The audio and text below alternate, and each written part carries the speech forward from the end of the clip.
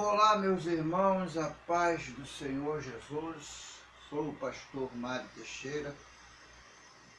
Estou gravando esse vídeo aqui sobre a Escola Dominical em Foco. Assuntos bíblicos sobre as lições que estaremos estudando no ano de 2019, começando agora com esse primeiro trimestre da revista CPAD, a revista Jovens e Adultos, e o tema escolhido para esse primeiro trimestre pelo pastor Ezequias Soares é um tema de muita importância no meio evangélico, que é o tema que se refere à batalha espiritual. Eu acredito que vocês vão estudar essa mensagem bíblica, vão estudar essa lição, vão aprender muitas coisas e muitas coisas que precisam ser faladas, principalmente no nosso meio, no meio pentecostal.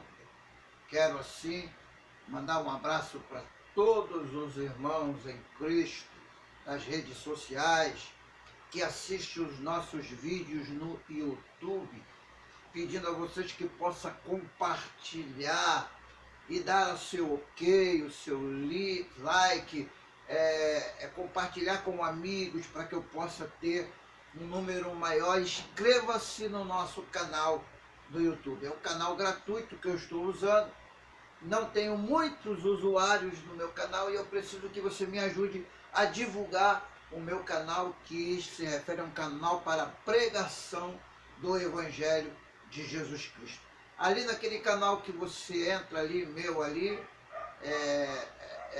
nesse canal que você entra meu, você vai pegar, tem ali algumas mensagens nas igrejas que eu prego, tem alguns estudos que eu coloco, e você pode assistir, compartilhar e também dar a sua opinião sobre temas que queira que nós possamos estudar e pregar e colocar nas redes sociais. Vamos estudar hoje a primeira lição da Escola Bíblica Dominical. Primeira lição da revista CPAD, que foi já foi dada no dia 6 de janeiro e fala sobre batalha espiritual. A realidade não pode ser subestimada. Esse é um tema muito importante e que precisamos abrir a nossa mente a coisas que estão acontecendo usando o termo batalha espiritual. O texto áureo é Mateus, capítulo 26, versículo de número 41, quando Jesus diz para seus discípulos: vigiai e orai para que não entreis em tentação. Na verdade, o espírito está pronto, mas a carne é fraca. A verdade prática aqui, descrita pelo comentarista, está: a batalha espiritual é uma realidade bíblica que consiste na luta contínua da igreja contra o reino das trevas. Isso é muito importante, porque batalha espiritual está falando da luta da igreja de Cristo contra o reino espiritual das trevas, não na luta física, na ofensa, na briga, nos debates, mas contra os seres espirituais da maldade. Na revista de Escola Dominical da CPAD você encontra também leituras diárias, que você pode ler da segunda até o sábado, e cada dia tem um plano de leitura para que você possa ler. Por exemplo, na segunda-feira aqui está o Evangelho de Lucas, capítulo 10, do versículo 17 ao 19. E você pode ler todos esses textos. Terça-feira, Atos 13, 9 a 11. Quarta-feira, Atos 16, do versículo 16 ao 18. Quinta-feira, 2 Coríntios 10, 4. Sexta-feira, Efésios 6, 13. E no sábado, Tiago 4, 7. São uma série de leituras bíblicas. Esses textos são textos bíblicos que você precisa ler no decorrer da semana. A leitura bíblica em classe, essa leitura é quando nós fazemos com todos os alunos que estão na Escola Bíblica Dominical. Nós estamos aqui no quarto e não temos alunos, por isso vamos ler diretamente, sem estarmos em classe, sem que ninguém leia, somente você pode acompanhar a leitura bíblica em classe. E a leitura bíblica em classe se encontra na primeira epístola do apóstolo Pedro, capítulo 5, dos versículos 5 ao 9. Vamos lá, versículo 5. Semelhantemente vós, jovens, sede sujeito aos anciões, e sede todos sujeitos uns aos outros, e revestivos de humildade, porque Deus resiste aos soberbos, mas dá graça aos humildes. Versículo 6. Humilhai-vos, pois, debaixo da potente mão de Deus, para que o seu tempo vos exalte. Versículo 7. Lançando sobre ele toda a vossa ansiedade, porque ele tem cuidado de vós. Versículo 8. Sede sóbrios, vigiai, porque o diabo, vosso adversário, anda em derredor, bramando como leão, buscando a quem possa tragar. Versículo 9. A qual resisti firme na fé, sabendo que as mesmas aflições se cumprem entre todos os vossos irmãos no mundo. Muito importante essa leitura. Nessa lição nós vamos aprender, porque o objetivo geral da lição de hoje sobre batalha espiritual é expor para você a realidade bíblica sobre batalha espiritual, a qual vai nos mostrar como podemos identificar as crenças errôneas, as crenças erradas de uma pseudo-batalha espiritual. Os nossos objetivos específicos, abaixo de todos os objetivos específicos, refere-se que aquele que vai estar elaborando, preparando o seu plano de aula, você que é professor, deve atingir em cada tópico, por exemplo, o objetivo. Qual é o objetivo? Levar a mensagem para o aluno que se refere da expectativa sobre os tópicos e sobre tópicos desse assunto. Nós podemos aqui apresentar o conceito de batalha espiritual, ressaltando uma realidade bíblica, e também falar sobre algumas distorções que existem em meio à batalha espiritual. Devemos pontuar as principais crenças da pseudo batalha espiritual e desconstruir por meio de análise bíblica, olhando para os textos bíblicos, as crenças da pseudo batalha espiritual. Vamos para o nosso comentário da revista. Nossa introdução.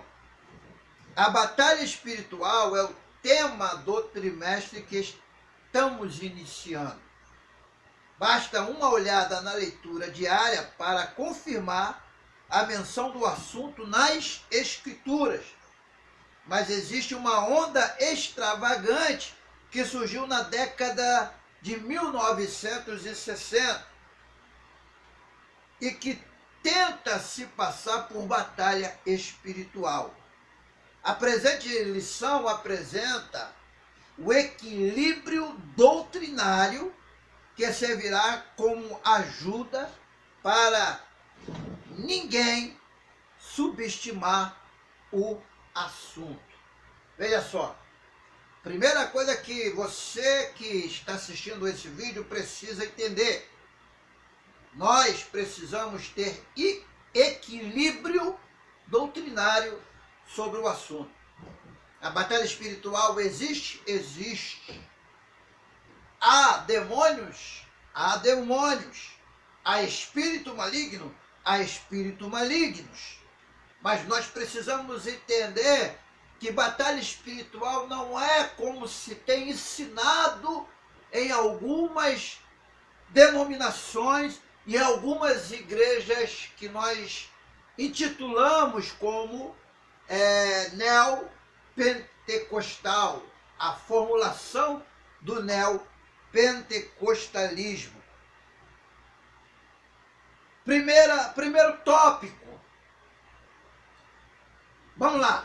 A batalha espiritual.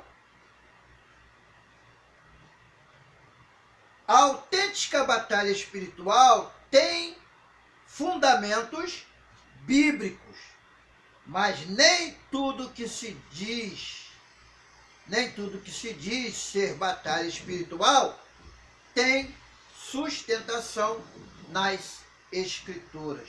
Então é bom entender que a autêntica batalha espiritual ela tem os seus fundamentos nas Sagradas Escrituras. A Bíblia fala sobre guerras espirituais, sobre batalha espiritual, embora não haja nenhum texto na Bíblia que se refira à palavra batalha espiritual. Você não vai encontrar a palavra batalha espiritual na Bíblia.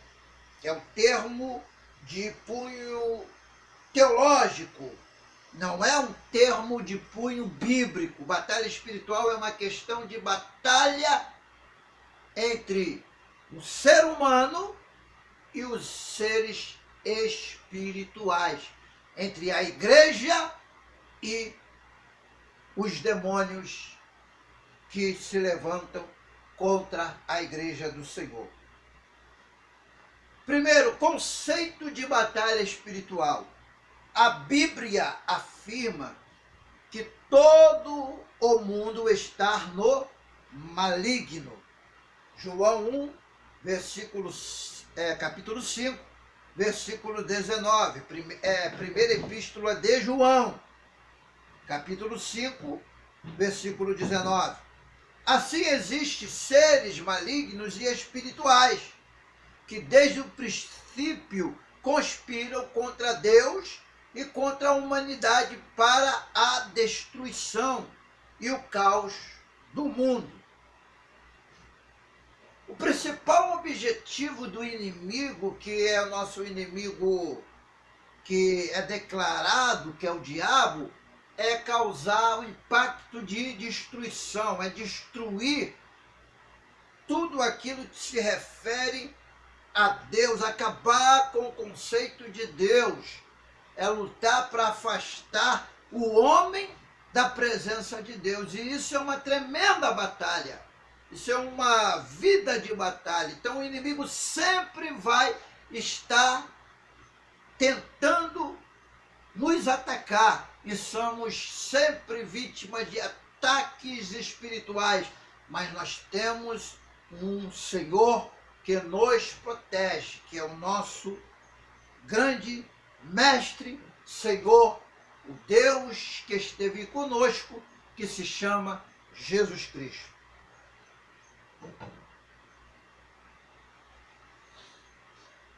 Primordialmente, os demônios existem. Eles são reais e manifestam-se de várias maneiras. Em princípio, nas pessoas possessas. E tais espíritos precisam ser expulsos. Por conseguinte, o cristão se opõe a essas forças malignas pela pregação do Evangelho, a oração e o poder da palavra. Essas oposições, ou a essa oposição dos crentes, denominamos batalha espiritual. Então há 3 aspectos aqui nessa parte do comentário que é muito interessante: a pregação do Evangelho, a oração e o poder da palavra de Deus. O que é a pregação do Evangelho? Anunciar o reino de Cristo, anunciar as boas novas, alertar ao povo que precisa encontrar com Jesus, que precisam reconhecer a salvação em Jesus. A oração é uma chave que nos leva a uma comunhão diária com o Senhor Jesus, a uma comunhão diária com o Criador. Todas as vezes que oramos, nós temos uma comunhão diária.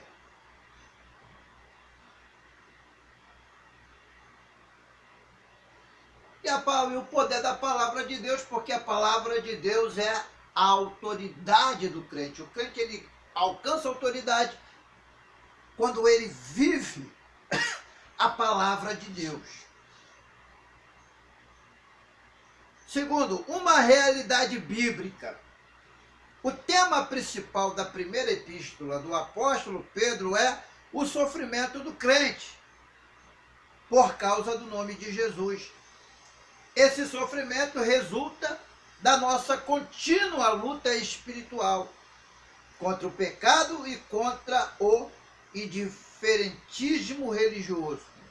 Mas ao encerrar a sua epístola, o apóstolo esclarece que tudo isso parte de Satanás e seus agentes. Quando ele fala no versículo 8, sede sóbrio, vigiai, porque o diabo, vosso adversário, anda ao derredor, bramando como um leão, buscando a quem possa tragar. Então há uma necessidade de que o crente vigie, que esteja percebido, que não esteja dormindo, que não esteja fora de si. Ele tem que estar sóbrio e vigiando diariamente. Porque a batalha não é uma coisa que acontece só no momento que nós estamos num culto de libertação. Porque tem gente que acha que o diabo só está batalhando contra ele quando ele está reunido em um culto de libertação, onde ele ora, expulsa demônio e faz campanhas e tal. Não é isso. A realidade é que o diabo batalha contra a vida cristã, contra a igreja, 24 horas por dia. E nós temos que estar preparados, vigiando, para que não possamos ser tragados e para que o diabo não tire de nós a comunhão que temos com Cristo. Terceiro, o que não é batalha espiritual. O que geralmente se chama de batalha espiritual por alguns é um modelo não bíblico e nocivo à fé cristã. Os mentores dessa doutrina pensam a Bíblia aqui e ali e adaptam as passagens selecionadas para ajustar as suas próprias experiências. Olha só, suas próprias experiências. Isso é uma coisa que é um ponto que nós devemos aqui parar para falar. Temos que tomar cuidado com a questão da experiência.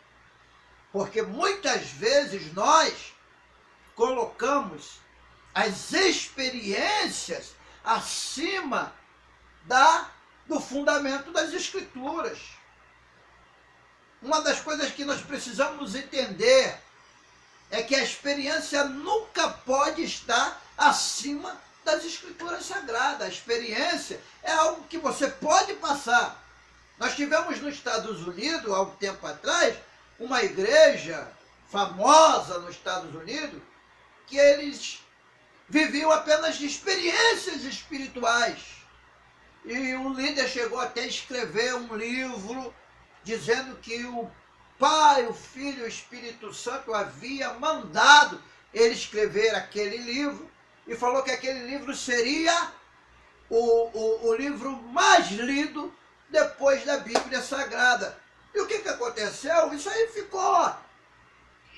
fez um reviravolta no meio pentecostal, principalmente no nosso meio, no meio assembleiano.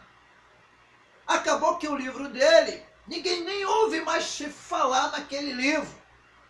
O livro, sumiu, não se ouve no Brasil falar mais. Hoje ele está lá, teve seu problema de saúde. Não vou dizer que ele não é um homem cristão, ele é um homem cristão, mas deixou-se levar pela questão da experiência, colocando a experiência acima das Escrituras. E quando nós fazemos isso, nós somos propícios a pegar coisas isoladas da Bíblia e fazer com que se torne uma doutrina falsa, que podemos chamar de doutrinas heréticas, errôneas, que vai induzir o povo ao caminho do erro.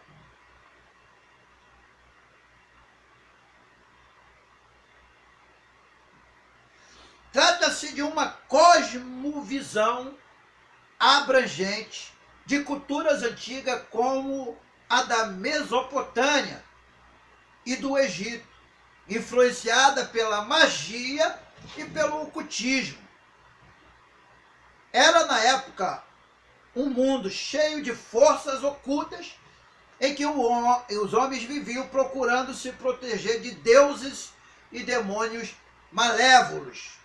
É uma estrutura muito próxima do ocultismo contemporâneo, com a doutrina dos espíritos territoriais, maldição hereditária ou de família, com os rituais de libertação,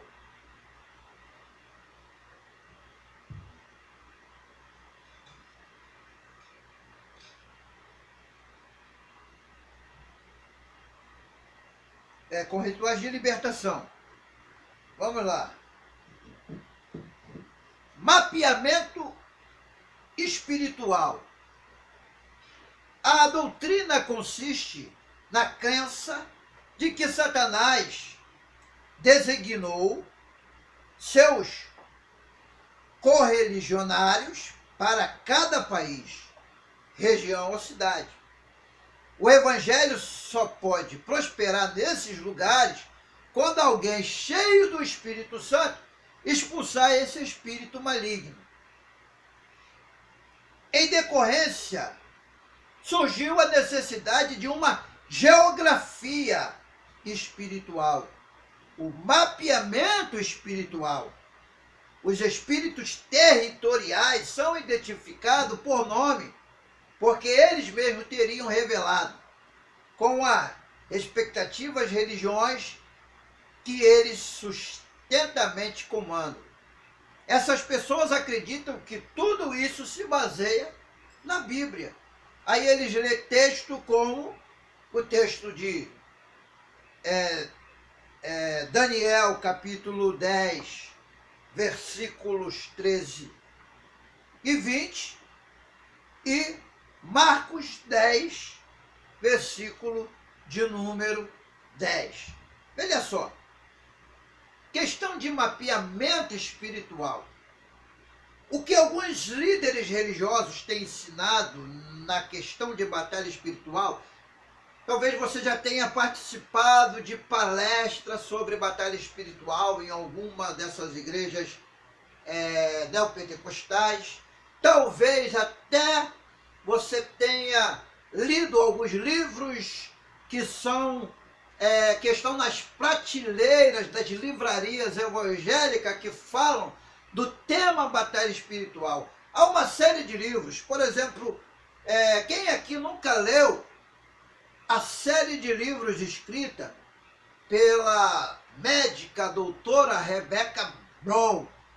Se você leu a série de livros, você leu o primeiro livro que foi publicado sobre batalha espiritual, que é Ele Veio para Libertar os Cativos, e depois Preparados para a Guerra, e Maldições Não Quebradas. É uma série de livros que eu li. Eu falo porque eu tive esses livros e tenho até hoje, mas não mais físico. Hoje eu tenho muitos livros e PDF. Mas são livros que falam do tema batalha espiritual. Porém, que você deve, se você ler esses livros, você deve buscar uma orientação bíblica para ver se o que está se falando nesse livro é uma realidade bíblica ou não. Nós passamos um tempo entre nos final dos anos 80 e os anos 90, até chegar 2000, falando muito sobre a questão de guerra espiritual, de batalha espiritual. Se falava muito sobre mensagens subliminares e estava tendo um fenômeno no meio do povo evangélico de fazer slide, de fazer estudo sobre a questão de mensagens subliminares e um montão de coisas que hoje quase não se fala. Como também no final dos anos 80, a questão da nova era, os símbolos da nova era, a entrada da nova era na região brasileira. Se falava muito sobre esses assuntos que hoje quase não se fala. Mas acontece que o povo, olha, muitas coisas eram para edificar, mas tem coisas que viram, na realidade, uma questão que a pessoa fica fazendo manipulações interpretativas da Bíblia, pregando textos da Bíblia isolado e fazendo uma interpretação manipuladora, usando o termo da batalha espiritual. E nós temos que tomar cuidado, porque essa questão de mapeamento, isso aí, quer dizer, porque eu moro aqui no Complexo do Alemão, eu não tenho vergonha de dizer que sou morador do Complexo do Alemão e nunca vou ter vergonha. Amanhã Deus pode me colocar aí num lugar, num bairro até fora daqui, mas eu nunca vou deixar de agradecer a Deus por ter vivido aqui no Complexo do Alemão. Nós sabemos, você que acompanha a reportagem sabe que o Complexo do Alemão de vez em quando vira um barril de pólvora, que aqui fica difícil, que tem muito tiro, que morre pessoas, mas aí eu vou pegar essa questão da violência e da morte e colocar como se o diabo estivesse mandando no Complexo do Alemão. E aí, se isso fosse verdade, nós temos mais de 350 denominações evangélicas dentro dessa comunidade. Nós temos várias igrejas, nós temos pastores sérios, nós temos pregadores, nós temos jovens que estão pregando o evangelho dentro dessa comunidade. Por que então, se tem um grupo de igreja que prega o evangelho aqui, então como eu vou dizer que o diabo está mapeando o Complexo do Alemão e o Complexo do Alemão pertence ao diabo e que nós temos que expulsar? Meus irmãos, a realidade é que a violência tem uma influência maligna, sim, mas o diabo não domina a região, porque a região está aqui. Tudo o que acontece é permissão de Deus. Número 2, maldição hereditária. A doutrina resume-se nisso. Se uma pessoa tem problemas com adultério, pornografia, divórcio, alcoolismo ou tendências suicidas, é porque no passado alguém de sua família, não importa se avós, bisavós ou tataravós, teve esse problema. Desse modo, a pessoa afetada pela maldição hereditária deve, em primeiro lugar, descobrir em que geração seus ancestrais deram lugar ao diabo. Uma vez descoberta, a tal geração pede-se perdão por ela e, dessa forma, a maldição de família será desfeita. É uma espécie de perdão por procuração, muito parecido com o batismo pelos mortos praticado pelos mormons. Os que defendem essa doutrina pensam as escrituras em busca da sustentação bíblica. Aí eles lêem texto como Êxodo 20, versículo 5, Deuteronômio 5, versículo 9 e Isaías 8, versículo 19. Nós vamos falar sobre tudo isso aí daqui a pouco. Terceiro, crentes endemoniados. Esses pregadores ensinam que o homem é um espírito e que tem alma e habita num corpo. Kenneth Hagin foi um dos que criou esse tipo de conceito. Partindo desse falso conceito teológico, afirmam que o Espírito Santo habita no espírito humano, no processo de salvação, e que os espíritos imundos estão relegados à alma e ao corpo do cristão. Os promotores dessa doutrina costumam apelar para o estado psicológico do rei Saul, depois que ele se afastou de Deus. 1 Samuel 16,14, 18,10 e 19,9. O caso de Judas Iscariote, Lucas 22,13, e além de Ananias e Safira. Vamos para o nosso tópico número 3, e agora nós vamos fazer aqui uma análise sobre essas três coisas que nós acabamos de falar. Vamos à Bíblia. Ninguém tem o direito de fazer o que quiser com a Bíblia. Olha só como o comentarista já começa dizendo nesse tópico. Ninguém tem o direito de fazer o que quiser com a Bíblia. Isso é importante. Vejamos, portanto, o que a Bíblia ensina nas passagens reivindicadas pelos líderes defensores dessa inovação. É muito importante você entender que nós não temos autoridade de interpretar a Bíblia para o nosso bel prazer, o que muitos têm feito. A Bíblia é um livro muito bem revelado à humanidade. Ela traz mensagens fortes, mas para você entender a palavra de Deus de forma correta, você precisa ler o texto, ler o contexto e entender a história que você está lendo, ou o poema, ou a mensagem, ou o texto que você está lendo dentro do contexto, para que você não possa criar uma interpretação própria sua daquilo que não está nas Escrituras. Nós pregadores temos um defeito muito grande na hora que pregamos, porque nós usamos a nossa forma de pregar de forma alegórica.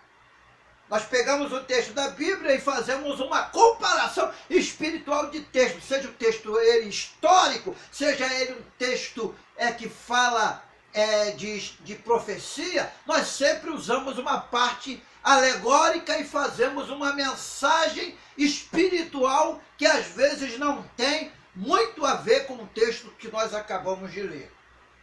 Então nós temos que tomar cuidado. A Bíblia não é para nós interpretarmos de qualquer maneira. Primeiro, sobre o mapeamento espiritual. As duas passagens de Daniel falam sobre o príncipe do reino da Pérsia, no capítulo 10, versículo 13, e o príncipe da Grécia, no versículo 20. São citações fora de contexto, pois se trata de guerra angelical e não há indício de presença humana.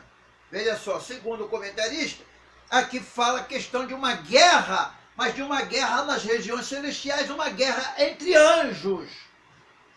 Embora seja, a Bíblia coloque de forma simbólica reino da Pérsia e reino da Grécia, aqui está falando de seres espirituais, de seres angelicais, não está falando de batalha humana. Isso é muito importante. E não há indício de presença humana nesse texto. O gadareno roga-lhe muito que não enviasse para fora daquela província. Marcos 5,10. Porque Jesus havia mandado os tais espíritos para o abismo. E rogaram-lhe que não mandasse para o abismo. Lucas 8,31.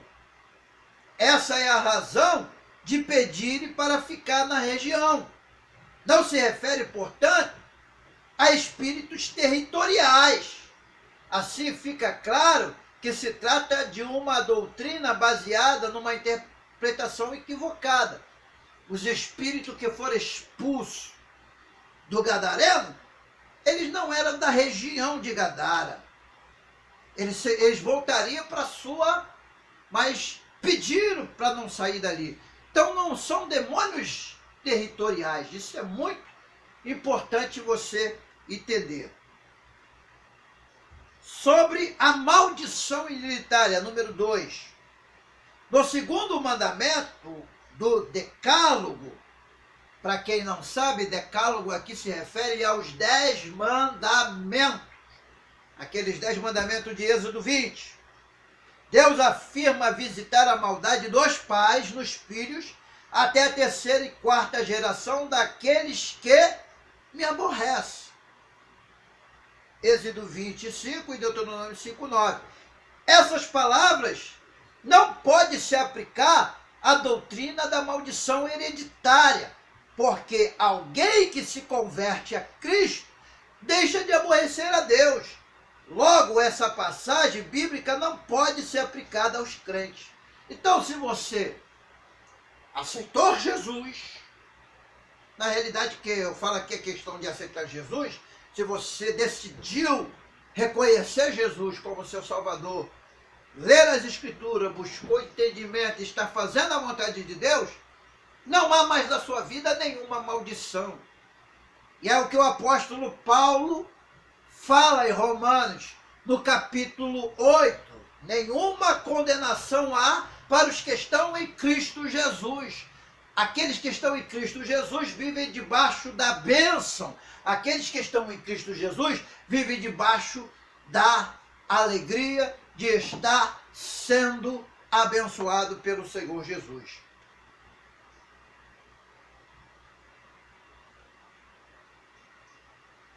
Romanos 5,8, Romanos capítulo 5, versículo 8 ao 10.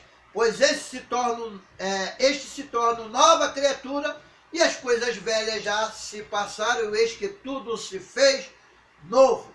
Quem está em Cristo, nova criatura é.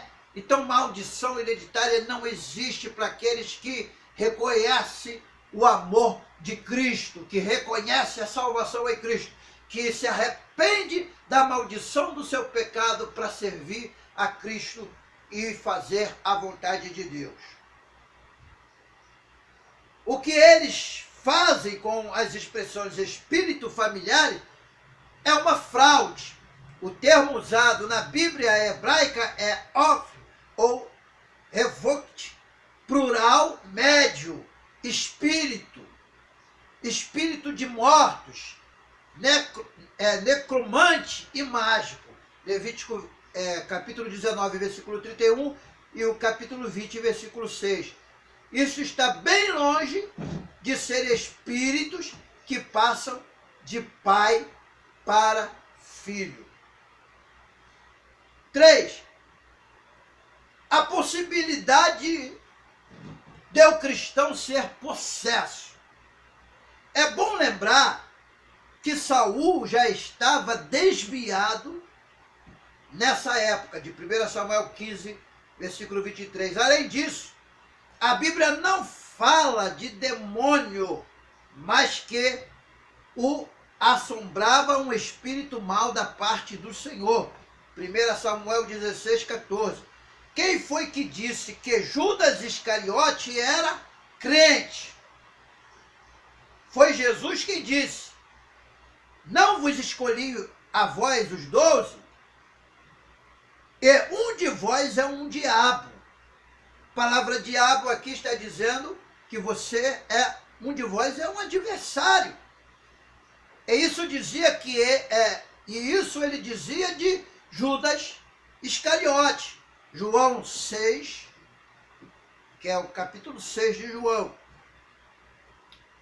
E, portanto, nós também encontramos aqui a questão de Ananias e Safira. A Bíblia declara que eles mentiram ao Espírito Santo e não que ficaram possessos. Aqui não está dizendo que eles foram endemoniados. Aqui está falando da questão da mentira. O crente em Jesus tem a promessa de Deus de que o maligno não pode lhe tocar. Isso é bom você guardar. Quem é salvo em Jesus, quem vive na presença de Jesus, quem vigia e quem vive uma vida real nas Sagradas Escrituras, é livre de qualquer obra e de qualquer possibilidade de ser possesso por espíritos malignos. 4. O homem segundo a Bíblia. Jesus disse que um espírito não tem carne nem ossos. Lucas 24, 39. Se o espírito não tem carne nem ossos, logo se conclui que não é verdade que o homem seja um espírito. Que não é verdade que o homem seja um espírito. A Bíblia declara que Deus formou o homem do pó da terra e soprou nos seus narizes o fôlego da vida. E o homem foi visto alma vivente. Gênesis 2:7. Isso mostra que o ser humano é uma combinação de pó da terra com o sopro de Deus. O Senhor Jesus Cristo se fez homem, pois o Verbo se fez carne e habitou entre nós. Então nós vamos dizer que não há nenhuma base bíblica para sustentar o mapeamento espiritual, a maldição hereditária e a possessão demoníaca do cristão. Vamos aqui para a nossa conclusão da nossa lição. Há necessidade de equilíbrio para que os exageros dessas aberrações doutrinárias não levem o crente ao ceticismo, porque a batalha espiritual existe e ninguém deve subestimá-la. Os fatos estão registrados na Bíblia e nenhum cristão ousa negar essa realidade, porque por outro lado, os crentes devem